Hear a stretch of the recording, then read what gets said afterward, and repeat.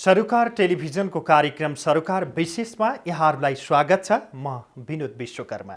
सबै विषय विशेष हुँदैनन्। सामाजिक, राजनीतिक, आर्थिक र समग्र मानव जातिको हितको निम्ति गरिने हरेक विषय विशेष हुन्छन्। समाजको हितमा गरिने हरेक कार्यको सम्मान गर्दै समाजको हित विपरीतका कार्यको भण्डाफोर गर्ने विषयवस्तु सरोकार विशेषको प्राथमिकतामा पर्ने गरेका छन्। दर्शकहरू, आजको सरोकार विशेषमा नेकपाका दुई समूहको विवाद, एकले अर्कोलाई देखि नसक्ने अवस्थाबारे चर्चा गर्नेछौँ।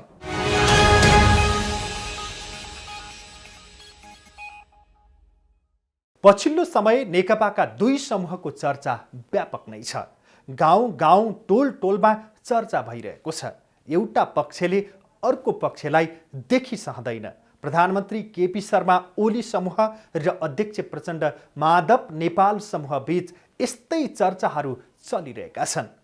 बुधबार राजधानीमा कार्यकर्ता भेलालाई सम्बोधन गर्दै प्रचण्ड माधव समूहका नेताहरूले प्रधानमन्त्री केपी ओली समूहलाई कुकुरको पुच्छरसँग तुलना गरे।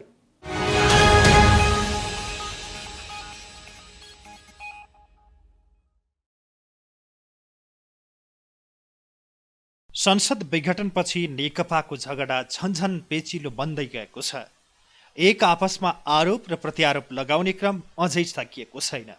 प्रधानमन्त्री केपी ओलीले प्रचण्ड माधव समूहलाई र प्रचण्ड माधव समूहले ओली पक्षलाई मर्यादाको ख्यालै नगरी गाली गरिरहेका छन्। बुधबार प्रचण्ड माधव पक्षले आयोजना गरेको काठमाडौँ जिल्ला कमिटीद्वारा आयोजित कार्यकर्ता भेलालाई सम्बोधन गर्दै नेपाल कम्युनिस्ट पार्टी नेकपा प्रचण्ड नेपाल पक्षका अध्यक्ष पुष्पकमल दाहाल प्रचण्डले 70 वर्षभन्दा धेरै समयदेखि सङ्घर्ष र बलिदानबाट प्राप्त भएको लोकतन्त्र धरापमा परेको बताउँदै आफैले बनाएको प्रधानमन्त्री केपी शर्मा ओलीका कारण लामो समयदेखिको सङ्घर्षपछि प्राप्त भएको संविधान नै धरापमा परेको दाबी गरे। अध्यक्ष प्रचण्डले लोकतन्त्र र संविधानमाथि आक्रमण भएकाले त्यसको रक्षाका लागि आफूहरू सडकमा आएको बताए। उनले लोकतन्त्र र संविधानको रक्षा गर्ने जिम्मेवारी आफूहरूको काँधमा आएको भन्दै देश र नागरिक सामु देखिएका सङ्कट समाधानका लागि एकजुट हुन सबैसँग आग्रह गरे। 70 वर्षभन्दा बढी समयदेखिको सङ्घर्ष र बलिदानको परिणाम प्राप्त भएको सङ्घीय लोकतान्त्रिक गणतन्त्र धरापमा छ।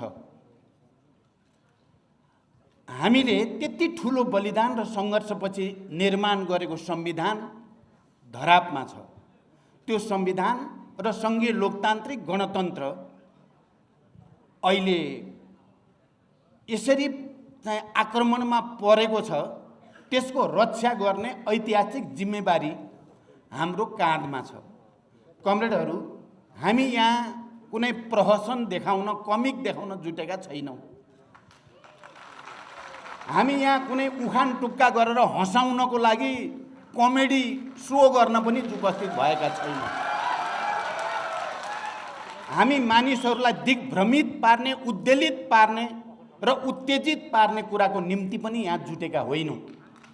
हामी आज राष्ट्र र जनताको अगाडि देखा परेको सङ्कटलाई समाधान गर्ने उपायबारे र यो सङ्कटबाट बाहिर निक्लिने उपायबारे छलफल गर्न बडो गम्भीरतापूर्वक, बडो जिम्मेवारीका साथ, ऐतिहासिक जिम्मेवारी बोधको साथ हामी यहाँ उपस्थित भएका छौँ।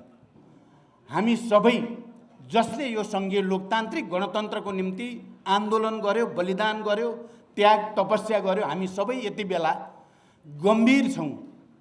हाम्रै आँखा अगाडि यति ठुलो उपलब्धिमाथि यति निर्मम, निरङ्कुश ढङ्गले प्रहार भएको हामीले देखेका छौँ।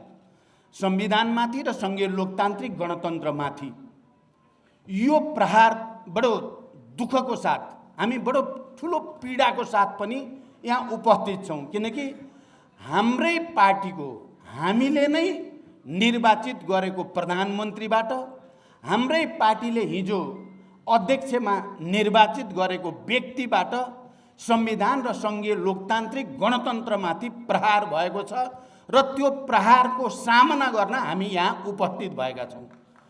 कमरेडहरू, त्यसकारण म सबै कमरेडहरूलाई यो ऐतिहासिक जिम्मेवारीलाई गहिरो गरी बोध गर्नको निम्ति म अपिल गर्न चाहन्छु। अध्यक्ष पुष्पकमल दाहाल प्रचण्डले प्रधानमन्त्रीले भारतले भनेर संसद भङ्ग गरेका हुन् भनेर जनताले बुझेको बताए। उनले ओलीले नै भारतले मलाई प्रधानमन्त्रीबाट हटाउन खोजेको र त्यसमा पार्टीका नेताहरू लागेको भनेर भनेको स्मरण गर्दै उनले आफूहरूले नहटाएको र त्यति बेला भारतले भन्दैमा हटाउने हो भनेर आफूहरूले नै नहटाएको बताए।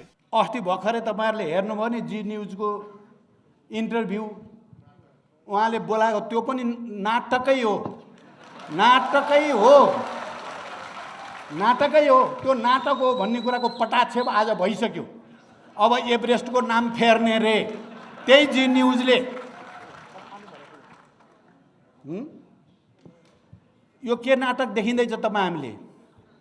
अनि उहाँ अस्ति त असारको के हाम्रो स्थायी समितिको बैठक बस्दा त मलाई भारतले हटाउन खोजेको छ, मेरा साथीहरूले नि हटाउन खोजेका छन् भन्नुहुन्थ्यो।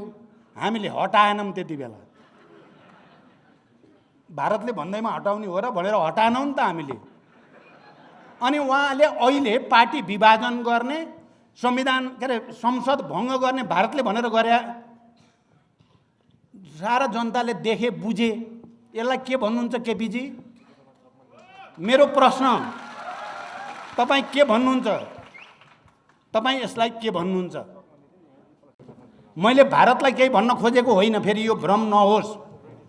तर केपीजीको त देखियो नि त, उहाँले कस्तोलाई विशेष दूत भन्न खोज्नुभयो, बोलाउनु भयो, गुफ्तगु गर्नुभयो 3-3 घन्टा बालुवाटारभित्र एक्लै, परराष्ट्रको मान्छे समेत नराखिकन। यो अपारदर्शी तरिका त हाम्रै प्रधानमन्त्रीले अपनाएको त नेपाली जनताले हेरेकै छन् नि त आफ्ना आँखाले। अनि यदि उहाँलाई लोकतन्त्रप्रति, राष्ट्रप्रति, जनताप्रति जवाफदेही अलिकति पनि भएको भए, सचिवालयमा बहुमत छैन उहाँको, स्थायी समितिमा 2/3 बहुमत उहाँको विरुद्ध छ, केन्द्रीय समितिको 2/3 बहुमत उहाँको विरुद्ध छ, सांसदहरूको बहुमत उहाँको विरुद्ध भइसकेपछि त म भए त हेर्नु देख्ने बित्तिकै राजीनामा दिइहाल्थेँ म त। त्यो लोकतन्त्रको हितमा हुन्थ्यो, त्यो राष्ट्रको हितमा हुन्थ्यो। तर उहाँ त पहिला नि भन्नुहुन्थ्यो मैले छोड्न पर्यो भने कुर्सी भाँचेर छोड्छु। हामीलाई त लागेको थियो कुर्सी मात्रै भाँच्नुभयो भने त अर्को बनाउँला भन्ने लागेको थियो कुर्सी त। अध्यक्ष प्रचण्डले प्रधानमन्त्री केपी शर्मा ओली नै पार्टीलाई लात हानेर भागेको बताउँदै प्रधानमन्त्री ओलीले केही दिन अघि अध्यक्ष प्रचण्ड पक्षलाई भगौडा भनेको आरोप लगाएको प्रतिउत्तर दिए। 72% भगौडा र 30%लाई के भन्ने भन्दै उनले प्रश्न समेत गरे। बडो अनौठो लाग्छ कहिलेकाहीँ उहाँले एक ठाउँमा बोल्दाखेरि हामीलाई भगौडा भन्नुभएको छ क्या। यो अब सुन्न पनि अब कान थुन्नु के थुन्नु, अब आँखाले देखिन्छ, अब के आँखा छोप्नु, लाजै मर्दो। 72% केन्द्रीय समितिको सदस्य भगौडा, अनि 30% पनि नभएको चाहिँ आधिकारिक, त्यो रैथाने। यस्तो संसारमा कहीँ हुन्छ केपी ओलीको दिमाग बाहेक अन्त? यो अन्त हुने कुरा हो यस्तो पनि? अनि जहिले पनि बैठक बस्न पर्यो, बैठकबाट निर्णय गर्न पर्यो भनेर हामी लाइन लाएर जाँदा उहाँ बैठकबाट भाग्ने, उहाँ चाहिँ भगौडा नहुने, बैठकबाट जहिले नि भाग्ने, बैठक राखिया हुन्छ लास्ट टाइममा आउन्न भन्ने। अनि यो केन्द्रीय समितिको बैठक जो हामीले पछिल्लो बस्यौँ, केपी ओली समेतको सहमतिको केन्द्रीय समितिको बैठक हो। त्यो बैठक छोडेर विधान मिचेर, संविधान मिचेर, निर्ममतापूर्वक बडो निरङ्कुश तरिकाले तानाशाही रूपमा पार्टीलाई लात हानेर भाग्ने चाहिँ भगौडा नहुने। हामीले निर्णय अनुसार केन्द्रीय समितिको बैठक बस्दाखेरि हामी चाहिँ भगौडा। यो अलिकति लाज घिन भन्ने त मान्छेमा हुनपर्छ क्या। मान्छेमा अलिअलि लाज पनि त अलिकति नैतिक भन्ने त हुनपर्छ नि। मान्छे लाज मान्ने ठाउँमा लाज पनि मान्नुपर्छ अरे, डर मान्ने ठाउँ डर पनि मान्नुपर्छ, घिन मान्ने ठाउँ घिन पनि मान्नुपर्छ। निर्घिणी हुनुहुन्न क्या? हाम्रो केपीजी त निर्घिणी, लाजै मर्दो। तर फेरि यो झुटो सुटो कुरालाई हो के भने जस्तो पार्न सक्ने क्षमता चाहिँ केपीमा रहेछ। यो पनि एउटा अनौठो छ हेर्नु। त्यो त हुँदै आएको थियो, जहिले नि उहाँले विचित्र विचित्र कुरा भनेर मान्छेलाई हो कि जस्तो बनाउन त सिपालु। प्रचण्डले प्रधानमन्त्री केपी शर्मा ओलीलाई लक्षित गर्दै जोकर र बौलाहट भएको संज्ञा दिए।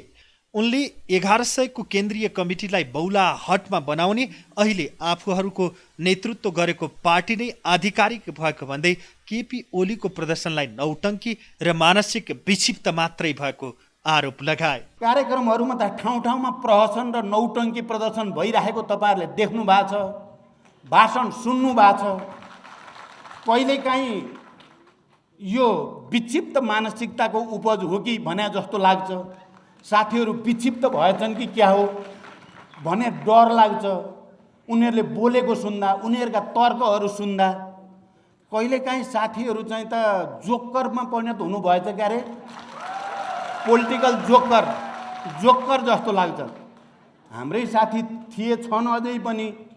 उनीहरूलाई देख्दा कहिलेकाहीँ बडो अनौठो लाग्छ। 441 जनाको केन्द्रीय समिति, 100 जना जुटेर 1100 जनाको केन्द्रीय समिति बनायौँ भन्ने यो नौटङ्की नभए के हो? यो नेपालमा प्रहसन देखाउन खोजेको नभए यो के चाहिँ हो?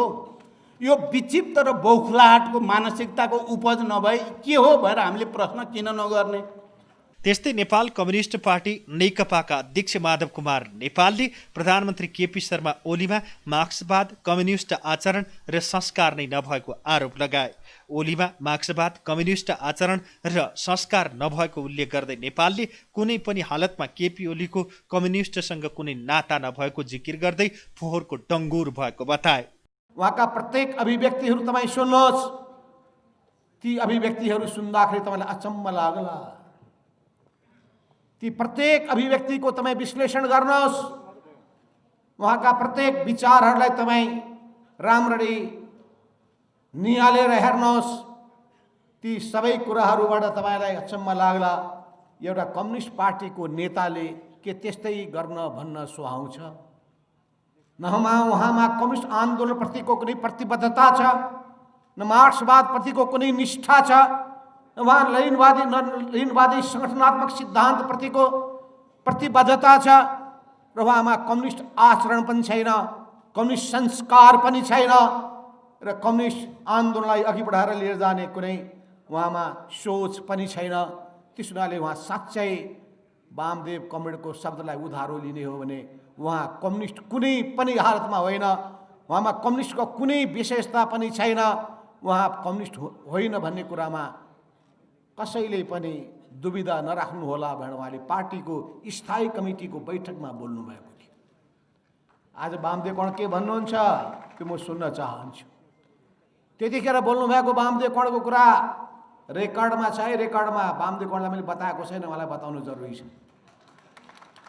त्यो रेकर्ड गरिएको छ, मैले रेकर्ड गरेको छु उहाँले बोल्दै गरेको कुरा। र त्यो रेकर्ड गरिएको कुरा नयाँ पत्रिकामा छापिएको अंश तपाईँ पढ्नुभयो भने थाहा पाउनुहुन्छ। उहाँले भन्नुभएको थियो केपी ओली कुनै पनि हालतमा कम्युनिस्ट भनेको सँग उहाँको नाता साइनो केही पनि छैन।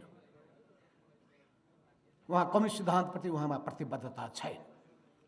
उहाँमा आत्मालोचनाको कुनै बानी छैन, र उहाँ वास्तवमा फोहोरको डुङ्गुर हो। उहाँले भनेको शब्द हो यो, फोहोरको डुङ्गुर हो। उहाँले हाम्रो शरीरमा फोहोर गर्दै हुनुहुन्छ। शरीर गनाइरहेको छ, तर पनि हामी बोक्न बाध्य भएका छौँ। यो बोल्ने मान्छे कौन? वामदेव गौतम हो, जो अहिले पनि सोच्दै हुनुहुन्छ केपी ओलीलाई सुधार्न सकिन्छ कि भनेर। अहिलेसम्म त त्यो बाङ्गो पुच्छरमा कमरेड प्रचण्डले तेल लगाएकै सुनिहाल्नुभयो तपाईँले। अहिले कमरेड वामदेव गौतम त्यो बालुवा पेलेकै हुनुहुन्छ। तेल निस्किन्छ कि भनेर त्यो बालुवा पेलेर तेल निस्किनेवाला छैन। त्यो बालुवा पेलेर तेल निस्किनेवाला छैन। कसैलाई दुविधा छ भने त्यो पनि कोसिस गर्नुहोस्। कसैलाई भ्रम छ भने अझै पनि प्रयास गर्नुहोस्। तर केपी ओली सुध्रिने मानिस होइन, उहाँ झुक्ने मानिस होइन, उहाँ विनम्र मान्छे होइन। उहाँ भाँच्न जान्नुहुन्छ तर झुक्न जान्नुहुन्न। फलेको रुखको हाँगो नझुकेको कहाँ छ र? त्यो पदमा बसेको मान्छे विनम्र हुनुपर्ने हो, शिष्ट हुनुपर्ने हो, संयमित हुनुपर्ने हो, हृदयको विशालता हुनुपर्ने हो, सबैलाई समेटेर लिएर जानुपर्ने हो, न्याय दिनुपर्ने हो। तर उहाँ त्यो पदमा पुगेपछि निरङ्कुश बन्न पुग्नुभयो। उहाँमा निरङ्कुश प्रवृत्ति छ, उहाँमा सर्वसत्तावादी प्रवृत्ति छ। पार्टीभित्र त्यही देखियो, राज्यमा त्यही देखियो। प्रधानमन्त्री भएर त्यही तरिका उहाँले अवलम्बन गर्नुभयो। मन्त्रीहरूका अधिकारहरू खोज्नुभयो, मन्त्रीहरूलाई अपमान गर्नुभयो र उहाँले सरकार चलाउँदाखेरि मन्त्रीको माध्यमबाट होइन, मन्त्रालयहरू सचिवको डाइरेक्ट माध्यमबाट चलाउन थाल्नुभयो। हाम्रा मन्त्री कमरेडहरूले बरु बोल्नु पर्यो भने बोल्नु होला। तपाईँले थाहा पाउनुभएको होला त्यही बेलामा जब उहाँ दोस्रो पटक प्रधानमन्त्री हुनुभयो। उहाँले इन्टेलिजेन्स ब्युरो, इन्टेलिजेन्स त्यो बेलामा गृह मन्त्रालयको आजसम्म मातहतमा हुने गर्दथ्यो। म पनि यो देशको 21 महिनासम्म प्रधानमन्त्री भएँ। दुई पटक कमल प्रचण्ड पनि प्रधानमन्त्री हुनुभयो, तर कसैले पनि सम्पूर्ण अधिकार आफ्नो हातमा राख्न चाहेन। क्याबिनेटको सामूहिक निर्णय नै सरकारको निर्णय हुने गर्दछ भन्ने कुरा हामीले सुनेका छौँ। पार्टीभित्र पनि पार्टीको कमिटीको निर्णय नै पार्टीको निर्णयको रूपमा हुने गर्दछ भन्ने हामीले विधानमा पढेका छौँ। तर केपी ओलीलाई न देशको संविधानसँग मतलब छ, न पार्टीको विधानसँग मतलब छ। उहाँमा एकाधिकारवादी प्रवृत्ति छ, सर्वसत्तावादी प्रवृत्ति छ, मै हुँ भन्ने अहङ्कार छ र आई एम द स्टेट भन्ने मान्यता छ, आई एम द पार्टी भन्ने मान्यता छ र उहाँ आफूलाई एबभ द पार्टी, पार्टीभन्दा माथि ठान्नुहुन्छ। हो, हामी पीडित भएको त्यही कारणले हो।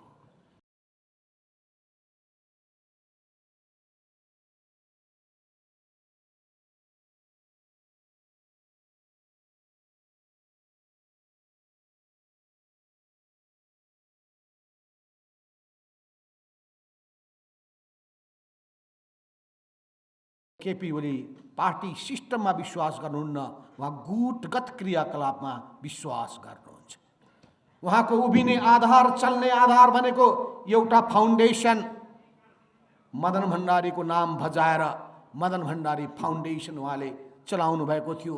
समानान्तर पार्टीको रूपमा त्यसका सबै शाखा प्रशाखाहरू राख्नु भएको थियो, सबै अङ्गहरू राख्नु भएको थियो। चाहे त्यो जनसङ्गठनको अङ्ग होस् या सांस्कृतिक साहित्यिक अङ्ग होस् या बौद्धिक अङ्ग होस्, एउटा पार्टी जस्तै समानान्तर रूपमा त्यो फाउन्डेसन चलाइरहनु भएको थियो, त्यसको गतिविधि गरिरहनु भएको थियो। अनि पार्टी चलिरहेको बेलामा तपाईँले पार्टीको बैठक चलिरहेको बेलामा सुन्नु भएको थियो होला कि कसरी गौशाला स्थित त्यही पशुपति प्लाजामा एउटा बृहत राष्ट्रिय स्तरको भेला भयो र त्यो भेलालाई केपी ओलीले दुईजनालाई पठाएर सम्बोधन गरेको र त्यसपछि अब हामीले अर्कै पार्टी बनाउनु पर्छ भनेको कुरा तपाईँले सुन्नु भएको होला। त यो त अहिले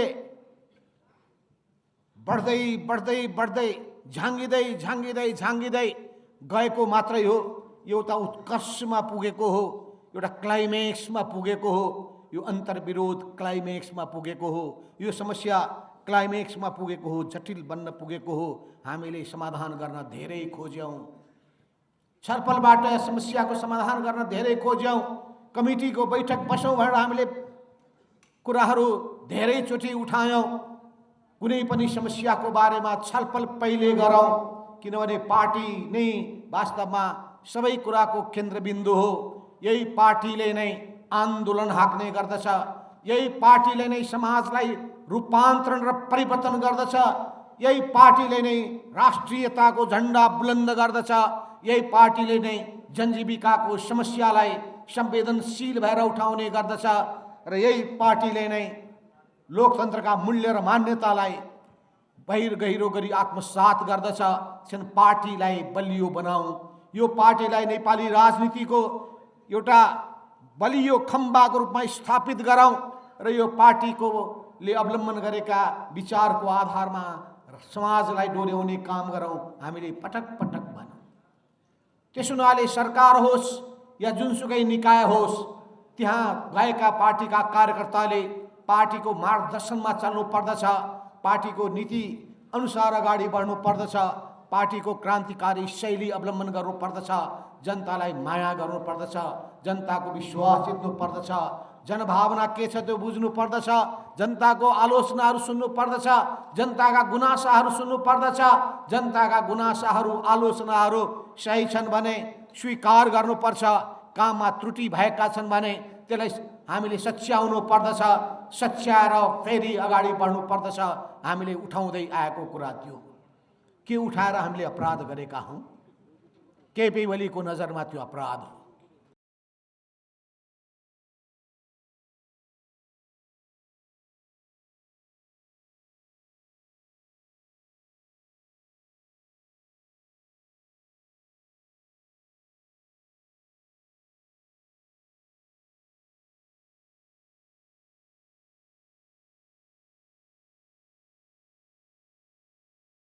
कम्युनिस्ट आन्दोलन नेपालमा चाहिँ बलियो हुने भयो, सशक्त हुने भयो भनेर चाहिँ लाग्या थियो। तर 14 वर्ष जेल बस्या अरे, 14 वर्ष जेल बस्या अरे। तर केपी ओली अहिले हेरिरहँदाखेरि ठ्याक्कै चाहिँ कम्युनिस्ट विरोधी, चरित्र विरोधी, कम्युनिस्ट विचार विरोधी, कम्युनिस्ट आचरण विरोधी त्यो रूपबाट चाहिँ अहिले सम्पूर्णलाई चाहिँ त्यो जजल्को दिइराखेको छ। त्यसैले मैले भने नि, अब केपी ओलीमा एक रति पनि कम्युनिस्ट सोच छैन, आदर्श छैन, कम्युनिस्ट मूल्य मान्यता छैन। हामी भ्रममा परेका रहेछौँ। यो बिचमा जे जस्तो सहकारी गर्न खोजिराखेको र उहाँलाई परिवर्तन गर्ने, उहाँलाई सच्चिनुपर्छ, उहाँ एउटा कम्युनिस्ट भएपछि सच्चिन्छ होला भनेर बहुत ठुलो आशा गरेका थियौँ। पछिल्लो समय संसद विघटनपछि नेकपाका दुई समूहलाई यस्तै रूपमा देख्न पाएका छन् जनताले। एउटाले संसद विघटनको समर्थन गरेको छ भने अर्को पक्षले संसद पुनःस्थापनाको माग गर्दै सडक सङ्घर्ष चर्काइरहेको छ। यो शक्ति सङ्घर्षको लडाईँमा कसको जित र कसको हार हुने हो, यो भने समयले नै देखाउनेछ।